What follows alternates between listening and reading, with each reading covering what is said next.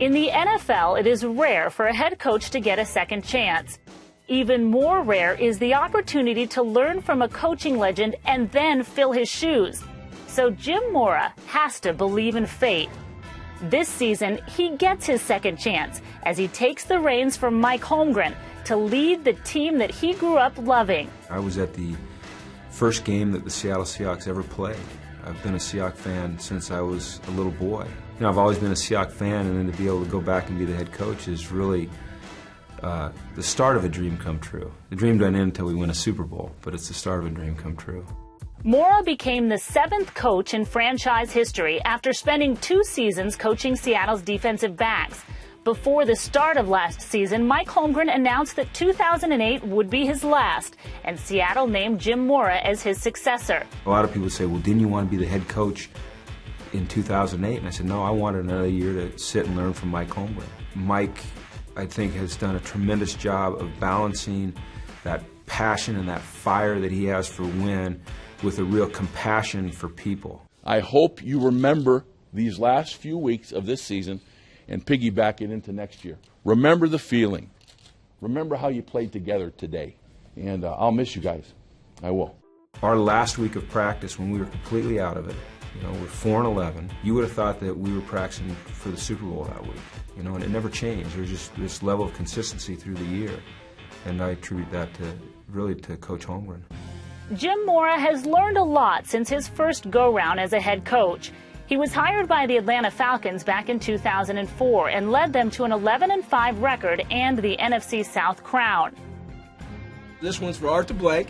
It's his first division championship. We're going to give you a bunch of these, so get a big room. Mora also led the Falcons to the NFC Championship game that year, but was fired after just 3 seasons. You know, I felt I was prepared to be a head coach because of the fact that I've spent my entire life in this business. I have 25 years in the National Football League. I lived with the head coach in the NFL for 15, when my dad was 15 or 16 years as a head coach. So you believe you're prepared, but then when you sit in that chair, things are a little bit different. You don't recognize some of the hurdles that you might have to come over, some of the pitfalls. Now I think I'm much more mature. I had opportunities in the last 2 years to be a head coach, and I believe if I had taken any of those jobs, I wouldn't be as prepared as I believe I am now for the second go-around. The wiser, more mature Jim Mora now has the task of resurrecting a 4-12 Seahawks team, only 4 seasons removed from the Super Bowl. Mora's first big move as a head coach was to bring in his former offensive coordinator from Atlanta, Greg Knapp. With a new OC in place, Mora set his sights on getting a big-time offensive weapon for quarterback Matt Hasselbeck. In late February, the Seahawks courted coveted free agent wide receiver T.J. Houshmandzadeh. But while T.J. seemed extremely interested in joining the Seahawks, he felt obligated to visit Minnesota, who was also pursuing the star wideout.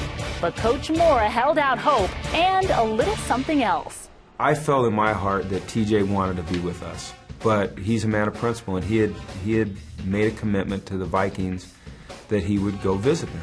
And typically, when a player in free agency, when they leave your building, they don't come back. And I don't know why I thought of this, but he had this beautiful Breitling watch. I mean, it was really pretty. I'd been eyeing it, you know, for 2 days. I said, I'll tell you what. I said, I respect that you need to go to Minnesota, and I encourage you. I think that way, if you do decide to come here, you'll be absolutely sure it's where you want to be. But before you leave, why don't you take that watch off and leave it with me, and I'll give it back to you when you come back to sign your contract. And without hesitation, he slipped it off and handed it to me. And you know, I held on to it for a couple of days, and the first thing I did is give it back to him when he came back. Ultimately, TJ decided to don the blue and green, signing a 5-year, $40 million deal with Seattle. But it's unlikely that his signing alone will be the saving grace for the Seahawks in 2009. Their futility in 2008 was due in large part to a rash of injuries that plagued the team all season long. The most costly was a back injury to starting quarterback Matt Hasselbeck, who missed 9 games. Looking ahead to the 2009 season, Coach Mora is excited for a now healthy Hasselbeck to show that he can lead the Seahawks back to the playoffs. He's doing super. He told me that he feels as good as he's ever felt. I think, you know, Matt has taken care of himself. He's a young 34, and I know his back has been an issue the last couple of years, but he's still a spry young guy. We're very happy to have Matt, and we think he's got a lot of good years left. And the combination of he and TJ? I think it'll be good. You know, they know each other. They've worked together in the off seasons in the past. Matt's a guy that, in this style of passing game, that slot receiver, that inside receiver is very important. It gives Matt a big target, a guy that's sure-handed, that he can throw to, that he can have confidence throwing to. And I think they'll develop a real nice rapport. As for Jim Mora's journey back into the head coaching spotlight, a more mature and measured approach will be his mantra. We are going to take the approach that we're just going to try to win the game that we're playing that week. We're not going to look too far down the road. If we can take care of business each week, then we'll get where we need to be.